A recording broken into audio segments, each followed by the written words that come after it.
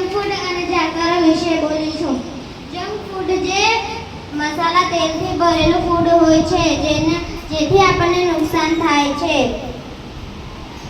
Vada pav, samosa, pizza, burger જે બધું એક જ તેલમાં તળેલું હોય છે તેને આપણે ખાઈએ છીએ, તેથી આપણે બીમાર પડીએ છીએ.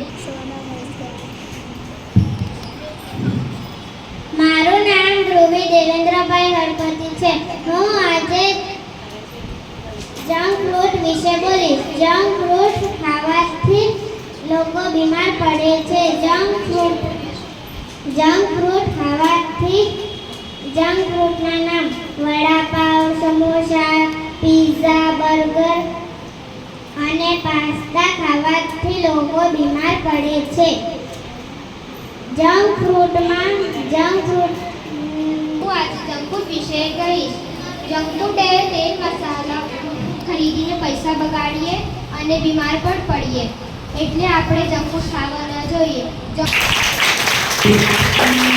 એટલે તેલ મસાલાથી ભરપૂર ભોજન જંક ફૂડ ખાવાથી આપણને બીમારી થાય છે. જંક ફૂડ કરે છે.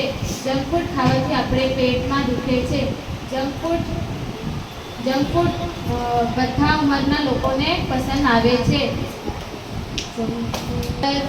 કોલ્ડ ડ્રિંક તે આ બધું ચીજ આવે છે. જંક ફૂડ ખાવાથી આપણને તબિયત આપણી બગડી જાય છે. જંક ફૂડ આપણે 50 રૂપિયાને ખરીદે 50,000ની બિલ બની જાય. જંક ફૂડ આવે ખાવામાં સ્વાદિષ્ટ